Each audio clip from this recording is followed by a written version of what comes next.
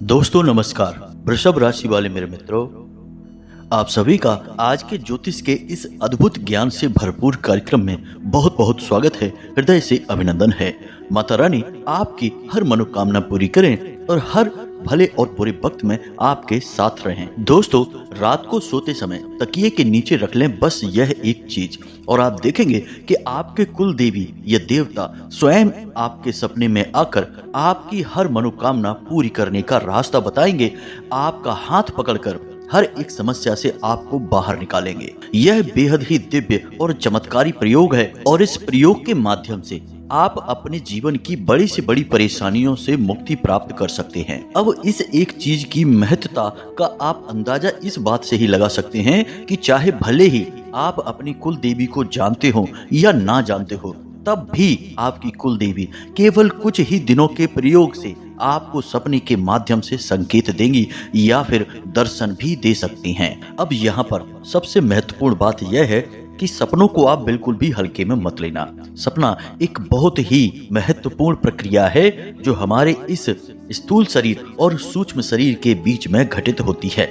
इसके रहस्य को यदि आप अच्छी तरह से समझ जाएंगे तो आप अपने जीवन की बहुत बड़ी बड़ी समस्याओं के समाधान भी सपनों के माध्यम से प्राप्त कर सकते हैं। अब इसका एक छोटा सा प्रमाण समझिए कि सपने में कभी कभी ऐसी घटनाएं हमको दिख जाती हैं या कुछ ऐसी बातें भी हमको दिखाई दे जाती हैं जो निकट भविष्य में घटने वाली हैं। यानी यूं कहें कि सपनों के माध्यम से कभी कभी हमें भविष्य की घटनाएं भी दिखाई दे जाती हैं। कुछ ऐसी अद्भुत घटनाएं भी हमें सपने में दिखाई देती हैं कि हम इनके बारे में सोचने पर मजबूर हो जाते हैं। कई बार हमें अपने मरे हुए पितृ पूर्वज सपनों के माध्यम से दिखाई देते हैं। वे हमसे कुछ न कुछ कह रहे या हमें कुछ बता रहे होते हैं। देवी देवताओं के दर्शन भी हमें सपनों में आसानी से हो जाते हैं। दोस्तों, याद रखें कि प्राचीन काल में हमारे ऋषि मुनियों ने सपनों के महत्व को बहुत अच्छी तरह से समझ लिया था, और इसी विषय को गहराई से समझाने के लिए उन्होंने कई प्रकार के ग्रंथों की रचना की है, जैसे स्वप्न शास्त्र, सामुद्रिक शास्त्र वगैरह। तो अब हम न केवल आपको इस चीज के बारे में बताएंगे जिससे आपको आपकी कुल देवी के दर्शन सपने में होंगे, बल्कि हम आपको कुछ ऐसी और जरूरी चीजों के बारे में भी बताएंगे जिससे आपके जीवन में और आपके ऊपर किसी भी प्रकार की नकारात्मकता हो तो वह अपने आप धीमे धीमे दूर हो जाएगी। तो वीडियो बेहद ही ज्ञानवर्धक है और हमने बहुत ही मेहनत से इस वीडियो को आपके लिए तैयार किया है। बस हम यह चाहते हैं कि आप इस वीडियो को पूरा देखें। हर एक बात इस वीडियो में जो बताई जा रही है वह आपके जीवन से जुड़ी हुई है, और यदि आप इन बातों को अपने जीवन में उतार लेंगे जैसा हम बता रहे हैं बिल्कुल उसी प्रकार से, तो निश्चित तौर पर आपको बड़े ही चमत्कारी परिणाम प्राप्त होंगे। इस बात की हम गारंटी देते हैं। तो चलिए इस ज्ञानवर्धक महत्वपूर्ण वीडियो को प्रारंभ करें, लेकिन इससे पहले आपसे एक निवेदन है कि कमेंट में पूरे भक्ति भाव के साथ एक बार नहीं 3 बार लिखना, जय मां भद्रकाली कृपा करो। माता की कृपा की आवश्यकता तो सबको होती ही है। साथ ही साथ दोस्तों, आप अपना नाम और स्थान भी कमेंट बॉक्स में लिखकर भेज दें। हम अपने यहाँ होने वाले शनिवार के सर्व मनोकामना पूर्ति हवन में आपके नाम से आहुतियां करवा देंगे। आपकी जीवन में इसका बहुत ही बड़ा प्रभाव रहेगा दोस्तों। साथ ही साथ माई के दरबार में आपके नाम से अर्जी भी लगा देंगे।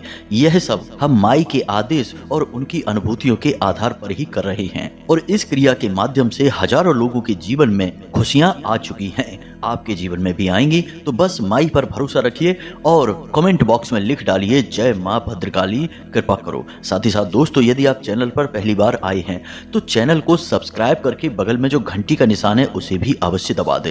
इससे आप हमारे चैनल परिवार के सदस्य बन जाएंगे और माई की कृपा के विशेष पात्र भी बन जाएंगे। तो चलिए जल्दी से चैनल को सब्सक्राइब करिए, फिर आगे बढ़ते हैं। दोस्तों, अब ध्यान से समझो, जो बातें हम आपको बताने जा रहे हैं वे थोड़ी सी गहरी होंगी, और इन्हें समझने के लिए आपको पूरा ध्यान हमारे इस वीडियो पर रखने की आवश्यकता रहेगी।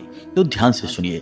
शास्त्रों में इस संसार को जिसमें हम रहते हैं इसे भौतिक संसार कहा गया है, लेकिन इसी के साथ साथ अन्य प्रकार की दुनियाएं भी हमारे साथ चलती हैं जिन्हें हम अलग आयाम कह सकते हैं या फिर अभौतिक आयाम या अभौतिक संसार कह सकते हैं। इन्हें हमारे शास्त्रों में लोक कहा गया है, जैसे सूर्य लोक, तप लोक, स्वर्ग लोक, पितृलोक वगैरह। इसी प्रकार दोस्तों, हमारे शरीर के भी दो रूप माने गए हैं। एक तो भौतिक शरीर जिसे हम स्थूल शरीर कहते हैं और एक अभौतिक शरीर जिसे हम सूक्ष्म शरीर कहते हैं। तो जिस प्रकार इस भौतिक संसार में हमारा यह भौतिक शरीर विचरण करता है, यानी कि हम कहीं भी जा सकते हैं, कैसे भी घूम सकते हैं, किसी से कुछ भी बात कर सकते हैं, जो मन में आए वो सब कुछ कर सकते हैं, उसी प्रकार उस अभौतिक संसार में इस शरीर से नहीं लेकिन अपने सूक्ष्म शरीर से हम निश्चित ही पहुंच सकते हैं। तो अब ऐसे में सवाल यह उठता है कि इस भौतिक संसार से उस अभौतिक संसार में पहुंचने का रास्ता क्या है। तो दोस्तों, इसके दो रास्ते होते हैं। एक रास्ता यह है कि बहुत तप किया जाए, ध्यान किया जाए, और उसके बाद जब आपका तप बढ़ जाएगा तो आप अपने आप अभौतिक संसार में विचरण करने लगेंगे। जैसे प्राचीन काल में कई ऋषि मुनि कहीं भी चले जाया करते थे, चाहे स्वर्गलोक हो या कोई अन्य लोक हो, लेकिन यह बहुत ही कठिन मार्ग है और इसमें कई वर्षों का तप लग सकता है, या फिर आपके तप में थोड़ी बहुत कमी रह गई तो आप नहीं भी कर सकते हैं। लेकिन एक बहुत ही सरल तरीका भी है कि आप जब सो जाते हैं तो उस समय आप अभौतिक संसार में विचरण करते हैं। अब यहाँ पर समस्या यह है कि जब आप तप के माध्यम से किसी लोक में घूमते हैं तो वह आपके नियंत्रण में होता है, वहां आप जागृत अवस्था में होते हैं। लेकिन जब आप स्वप्न के माध्यम से किसी लोक में विचरण कर रहे होते हैं तो वहां पर स्थितियां आपके नियंत्रण में नहीं रहती हैं, आपको इसका आभास नहीं होता, या यूं कहे कि आप सुप्त अवस्था में होते हैं। यही एक फर्क है किसी योगी के किसी भी अभौतिक संसार में घूमने का और किसी सामान्य इंसान के किसी अभौतिक संसार में घूमने का। तभी तो हमारे प्राचीन काल के ऋषि मुनि स्वर्ग लोक में चले जाते थे या किसी भी अन्य लोक में चले जाते थे, जहां से भूत भविष्य वर्तमान की सारी जानकारी इकट्ठा कर लिया करते थे और अनेकों प्रकार की अद्भुत ज्ञान का संग्रहण कर लिया करते थे। लेकिन कोई सामान्य पुरुष यह नहीं कर सकता है स्वप्न के माध्यम से।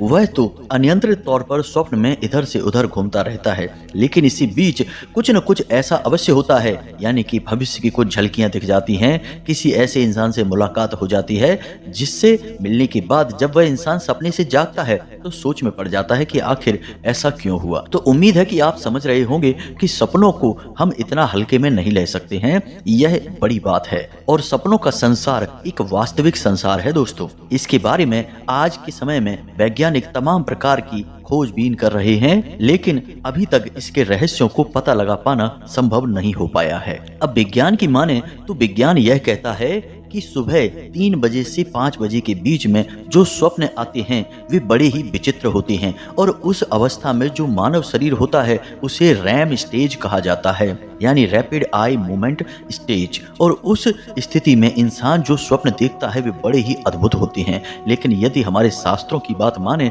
तो शास्त्र यह कहता है कि ब्रह्म मुहूर्त में देखे जाने वाले सपने कोई साधारण सपने नहीं होते हैं, या तो वे भविष्य की झलकियां होती हैं, या फिर जो आसपास हमारे दिव्य शक्तियां घूम रही हैं वे हमसे संपर्क करने की कोशिश करती हैं, कुछ हमारी मदद करना चाहती हैं, कुछ हमें बताना चाहती हैं। तो यहाँ तक जो बातें हम आपको बताते चले आ रहे हैं दोस्तों, वे केवल हम इसलिए बता रहे हैं ताकि आप इस बात के महत्व को समझ सकें जो हम आपको बता रहे हैं। अब स्वप्न का आप जीवन में लाभ कैसे ले पाएंगे यह सोचने की बात है, क्योंकि आप साधारण इंसान हैं और साधारण इंसान के तौर पर आप किसी ऋषि मुनि की भांति कठोर तप कर नहीं सकते हैं, ना ही इतना आपके पास समय है और ना ही उस कठोर तप की आपके पास समझ है। तो आप अपने स्वप्न का प्रयोग अपने जीवन को सुंदर बनाने में किस प्रकार से करेंगे। तो अब यहीं पर आती है आपकी मतलब की महत्वपूर्ण जानकारी। तो अब ध्यान से सुनिए दोस्तों, जितनी भी चीजें इस भौतिक संसार में मौजूद हैं उनकी अपनी विशेष ऊर्जा होती है। जी हाँ दोस्तों, कुछ की नकारात्मक, कुछ की सकारात्मक। अब इसका प्रमाण यह है कि हम पूजा पाठ करते हैं और उस पूजा पाठ के दौरान हम तरह तरह की चीजों का प्रयोग करते हैं, जैसे चावल है, काले तिल है, या सिंदूर है, हल्दी है और नारियल है, नींबू है। हम अलग अलग देवी देवताओं की पूजा में अलग अलग सामग्रियों का प्रयोग करते हैं। कुछ देवी देवताओं की पूजा में कुछ विशेष प्रकार की सामग्री निषेध होती है, यानी इस सामग्री का प्रयोग नहीं किया जाता। जैसे कि भगवान भोलेनाथ की पूजा में श्रीफल तोड़कर नहीं चढ़ाया जाता है, केतकी के फूल नहीं चढ़ाए जाते हैं, सिंदूर का प्रयोग नहीं किया जाता है। तो अब ऐसा क्यों है दोस्तों?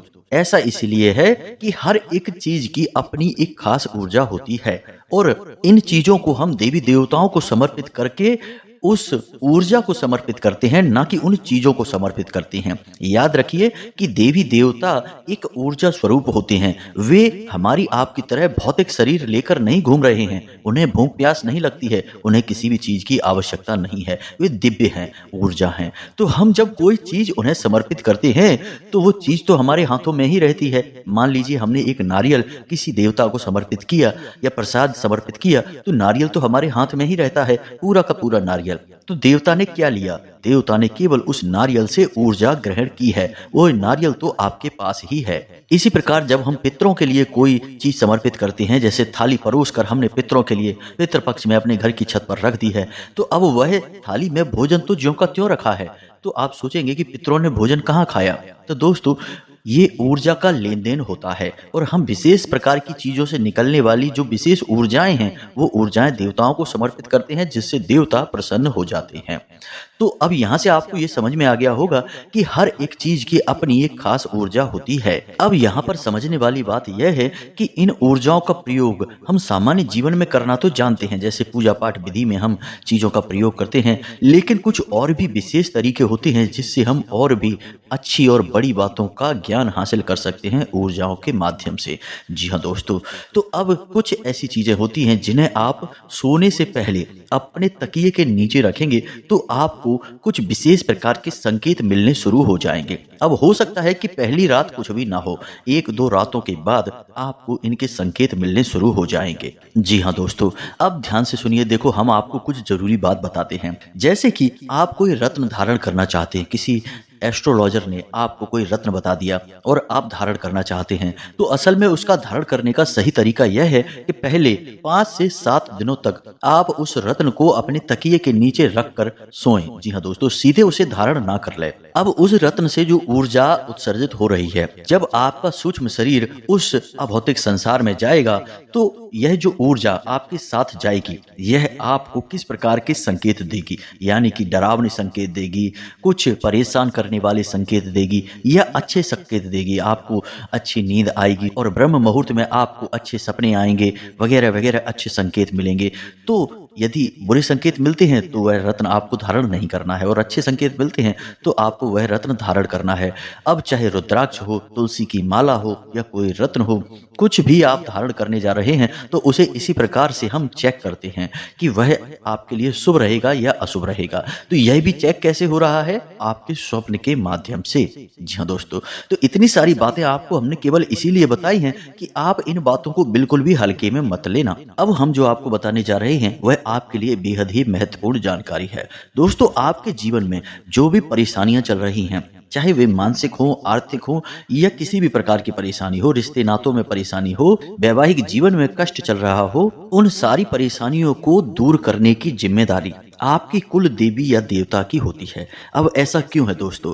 आपकी कुल देवी या देवता कोई साधारण ऊर्जा नहीं है। वह एक ऐसी ऊर्जा है जिसने आपके कुल की लंबे समय तक रक्षा की है, आपके कुल की पालनहार रही है। अब हो सकता है कि आज के समय में आप उसके बारे में जानते भी नहीं हो कि आपकी कुल देवी कौन है, आप पूजा पाठ भी नहीं करते हो उनका, लेकिन आज भी वह ऊर्जा आपके आसपास ही रहती है। बस आपने उसका आदर नहीं किया है, पूजा पाठ नहीं की है, तो अब उसकी जो सत्कृपा है आपको प्राप्त होनी बंद हो गई है। इसी वजह से आपके जीवन में बात बात में, छोटी मोटी बातों में भी कलेश बना रहता है, परेशानी बनी रहती है। तो ऐसे में यदि आप किसी माध्यम से अपनी कुल देवी या देवता से संपर्क स्थापित कर लेते हैं, तो यह आपके लिए सोने की खदान प्राप्त कर लेने जैसा होगा। फिर आपके रक्षक हमेशा आपको सतमार्ग पर लेकर जाएंगे और परेशानियों को अपने आप दूर कर देंगे। जी हाँ दोस्तों, तो कुछ चीजें ऐसी होती हैं जिन्हें हम अपनी कुल देवी का स्वरूप बनाकर घर में पूज सकते हैं, और उसके बाद उन्हें हम अपने तकिए के नीचे रखकर सोएंगे और प्रार्थना करेंगे तो कुल देवी आपको दर्शन देगी। जी हाँ दोस्तों, तो अब ध्यान से सुनिए। हमने आपको एक सुपारी वाला प्रयोग बताया था जिससे आप अपनी कुल देवी के बारे में पता लगा सकते थे। तो अब उसी प्रयोग को आगे बढ़ाते हैं। शुक्रवार के दिन आपको यह प्रयोग करना होगा। आपको चाहिए एक साबुत सुपारी, एक सिक्का, चांदी का सिक्का होगा तो सर्वोत्तम रहेगा, थोड़ा सा कलावा, लाल प्रसाद, लाल पुष्प, लाल आसन और अपने लिए भी लाल रंग के वस्त्र। अब इस उपाय की पूरी विधि को भी आप ध्यान से समझिए। आपको यह उपाय शुक्रवार के दिन रात्रि के समय करना है, यानी कि रात में 9 बजे के आसपास। तो आपको क्या करना है कि स्नान करने के बाद पवित्रता के साथ एक लाल रंग की चौकी बिछानी है, यानी एक चौकी रखनी है, उसके ऊपर लाल रंग का आसन बिछाना है और स्वयं भी अपने लिए लाल रंग के आसन ही बिछाएं। और उसके बाद आप उस आसन पर विराजमान हो जाएं, आपने लाल रंग के कपड़े पहने हों, और उसके बाद आपको उस आसन पर वह सिक्का रखना है। उस सिक्के के ऊपर सुपारी रखनी है और उस सुपारी को गंगा जल छिड़क कर शुद्ध कर लेना है। अब आपकी प्रक्रिया शुरू होगी। पहले गाय के घी का एक दीपक जलाना है। उसके बाद अपने कुल देवी या देवता का आवाहन करना है। हाथ जोड़कर आंख मूंद कर यह निवेदन करना है कि आप अपनी कुल देवी को नहीं जानते हैं, कृपया कर इस सुपारी में ही आपकी कुल देवी या देवता का स्वरूप विराजमान हो जाए और आप इस सुपारी को अपनी कुल देवी या देवता का स्वरूप मानकर ही पूजेंगे। ऐसा निवेदन आपको करना है। उसके बाद आपको उस सुपारी पर थोड़ा सा जल अर्पित करना है। उसके बाद कलावा थोड़ा सा तोड़कर उस सुपारी के ऊपर रखना है और बोलना है कि माई, हम आपको यह वस्त्र अर्पित कर रहे हैं। पुष्प देना है, माई के सामने रख देना है और बोलना है कि माई आपको पुष्प अर्पित करते हैं। उसके बाद प्रसाद अर्पित करना है और उसके बाद माई के ऊपर हल्दी लगे हुए चावल अर्पित करने हैं। इसके बाद माई को एक नारियल अर्पित कर देना है। जी हाँ दोस्तों, बस इतनी सी प्रक्रिया आपको करनी है और उसके बाद आपको मन में यह विचार करना है कि आप अपनी कुल देवी को नहीं जानते हैं और आप उनका पूजन करना चाहते हैं और आप चाहते हैं कि आपकी कुल देवी आपके घर में प्रवेश कर जाएं, आपके घर की रक्षा करें और आपके जीवन में जो उथल पुथल चल रही है, परेशानियां चल रही हैं, उन परेशानियों को दूर करें। अब इस प्रयोग के बाद आप जब रात में सोने जाएं, यानी वहां से तो आप उठ जाएंगे, दीपक जलने देंगे। उसके बाद जब आप रात्रि में सोने जाएंगे तो आपने जो सुपारी और एक सिक्का जो माई का स्वरूप मानकर पूजन किया था, उसे आप उठाकर अपने तकिए के नीचे रख लेंगे। याद रखना है कि जब आप सोने जा रहे हों, ठीक उससे पहले आपको यह रखना होगा और आप जब यह क्रिया कर लेंगे उसके बाद आपको ठीक सो जाना होगा। यानी फिर आप ना तो मोबाइल देखेंगे, ना किसी से कोई बात करेंगे और ना ही आप बिस्तर को खाली छोड़ेंगे। ऐसा नहीं कि आपने तकिए के नीचे इन्हें रख लिया, उसके बाद आप चले गए कहीं घूमने, किसी से बात करने, यह गलत हो जाएगा। तो आपको बस फिर सीधे लेटना है और लेटते समय आप सीधे लेटेंगे और अपने छाती पर अपने दोनों हाथ रखेंगे और प्रार्थना करेंगे कि आप सोने जा रहे हैं और आपको उम्मीद है कि आपकी कुल देवी आपके सपने में आकर मार्गदर्शन करेंगी, अपने दर्शन देंगी और आप पूरे भाव के साथ, भक्ति के साथ उनका पूजन करना चाहते हैं और उनकी कृपा प्राप्त करना चाहते हैं। जो भी भूल चूक आपसे या आपके परिवार के किसी सदस्य से हुई है, उसे कुल देवी माफ करें और स्वप्न में आकर किसी प्रकार का संकेत दें या दर्शन दें। इस प्रकार की आपको प्रार्थना करनी है और आंख बंद करके सो जाना है। मन में बस यही भाव रखना है कि आपकी कुल देवी आज आपको निश्चित तौर पर सपना देंगी। अब यह क्रिया हो सकता है कि पहले दिन करने से आपको किसी प्रकार का फल प्राप्त ना हो, क्योंकि पहले ही दिन में भाव इतना गहरा नहीं हो जाता है। याद रखना दोस्तों कि जब तक आपका भाव गहरा नहीं होगा तब तक आपको किसी प्रकार का संकेत प्राप्त नहीं होगा। तो 1-2 दिन लग सकते हैं। पहले दिन शायद कुछ ना हो, दूसरे दिन भी कुछ ना हो, लेकिन तीसरे दिन निश्चित तौर पर आपको किसी न किसी प्रकार का संकेत मिलेगा। अब हर दिन आपको इसी प्रकार उस सुपारी का और सिक्के का पूजन करना है, यानी सिक्के के ऊपर सुपारी को रख के पूजन करना है और हर रात आपको तकिए के नीचे इसी सिक्के और सुपारी को रख कर सोना है। और सुबह जब आप सोकर जागें तो इस सिक्के और सुपारी को अपने पूजा की अलमारी में रख कर अपने काम पर निकल जाएं। जी हाँ दोस्तों, नहा धोकर और माई के सामने हाथ जोड़कर अपने काम पर निकल जाएं और रात्रि के समय माई की पूजा करने के बाद आप फिर से उस सिक्के और सुपारी को अपने तकिए के नीचे रखकर सो जाएं और विचार वही लाएंगे कि आज रात आपकी कुल देवी आपके सपने में आएंगी और आपका मार्गदर्शन करेंगी। अक्सर ऐसा देखा गया है कि 3 से 5 दिनों के बीच माई निश्चित तौर पर जातक को स्वप्न में आकर संकेत देती हैं। अक्सर ऐसा देखा गया है कि जातक को स्वप्न में दर्शन ही हो जाते हैं। हमने सैकड़ों लोगों को यह प्रयोग बताया है, कुछ को पहले दूसरे दिन और कुछ को 3 से 5 दिनों के बीच में माई के दर्शन होते हैं, लेकिन स्वप्न में निश्चित तौर पर दर्शन होते अवश्य हैं। अब आप इस प्रयोग को करके देखना हमारे कहने से, और आपको कितने दिन में माई के संकेत मिले या दर्शन प्राप्त हुए या उनसे जुड़ी किसी भी चीज के संकेत प्राप्त हुए, यह आप हमें कमेंट करके बताना। अब यहाँ पर जानने वाली बात यह है दोस्तों कि आपको जब माई के संकेत मिल जाएंगे तो फिर आपको क्या करना है। तो जिस भी देवी देवता के आपको संकेत मिले, समझ लीजिए कि वही आपके कुल देवी या देवता हैं। अब आपको उनका विशेष अनुष्ठान पूजा पाठ करना होगा। यानी कि मान लिया कि दुर्गे माँ आपको सपने में दर्शन देती हैं, तो फिर आपको यह संकल्प लेना होगा कि 21 दिनों तक आप नित्य दुर्गा चालीसा का पाठ करेंगे। इसी प्रकार यदि हनुमान जी आपको दर्शन देते हैं तो आपको हनुमान जी के लिए भी 21 दिनों का कोई अनुष्ठान उठा लेना है। संकल्प लेकर ही इस अनुष्ठान को आपको उठाना है दोस्तों, तभी आपका यह प्रयोग पूर्ण होगा। 21 दिनों के इस अनुष्ठान में निश्चित तौर पर आपकी बड़ी से बड़ी समस्या दूर हो जाएगी और आपकी हर मनोकामना पूरी होने लगेगी। अब दोस्तों यहाँ पर आपको कुछ भी कहने सुनने की आवश्यकता नहीं है, यानी देवताओं से आपको कुछ मांगने की जरूरत नहीं है, कुछ भी कहने की जरूरत नहीं है। उन्हें सब कुछ आपके बारे में पता है, बस आप सीधे तौर पर इस प्रक्रिया को पूर्ण करते जाइए। दोस्तों यकीन मानिए कि कई लोगों ने इस प्रयोग के माध्यम से रातों रात सफलता हासिल की है। जी हाँ दोस्तों, कुछ जातक ऐसे थे जो बहुत ही परेशान थे, उनके जीवन में तमाम कष्ट थे, कहीं से भी कोई रास्ता दिखाई नहीं दे रहा था, बस अंधकार ही अंधकार था। तो उनकी कुल देवी या देवता ने स्वयं उनके सपने में आकर मदद की और बाद में उन्होंने अनुष्ठान को उठाया और फिर उनके जीवन में चमत्कारी बदलाव आ गए। तो हम भी बस यही चाहेंगे दोस्तों कि आप हमारी इन बातों पर यकीन करें और एक बार इस प्रयोग को करें अवश्य। आपको निश्चित ही बहुत ही सकारात्मक परिणाम प्राप्त होंगे, हम इस बात की गारंटी देते हैं। अब यदि इस प्रयोग से संबंधित कोई प्रश्न आपके मन में उठता है तो आप कमेंट करके पूछें, हम आपके प्रश्नों के जवाब देने की पूरी कोशिश करेंगे। बस हमारा निवेदन आपसे यही है कि इसे आप एक बार ट्राई अवश्य करें, यह आपके ऊपर निश्चित तौर पर कार्य करेगा। जब कोई किसी की मदद करने के लिए तैयार नहीं होता दोस्तों, तब भगवान का हाथ मदद के लिए आता है, लेकिन हमें प्रयास तो करने ही पड़ते हैं। घर पर बैठे बैठे हम सोचें कि भगवान आ जाएं और हमारी मदद कर जाएं, तो यह संभव नहीं होगा दोस्तों। भगवान भी उसकी मदद करते हैं जो अपनी मदद स्वयं कर सकता है। तो बस यही एक प्रयास है, इसे आप करिए, आपको सकारात्मक परिणाम प्राप्त होंगे। इसी के साथ साथ आज के इस वीडियो को विराम देते हैं। कमेंट में पूरे भक्ति भाव के साथ जय मां भद्रकाली कृपा करो अवश्य लिखना, एक बार नहीं 3 बार लिखना। माई की कृपा आपको निश्चित तौर पर प्राप्त हो जाएगी। मिलते हैं अगले ज्ञानवर्धक वीडियो में, तब तक के लिए धन्यवाद। जय माता की।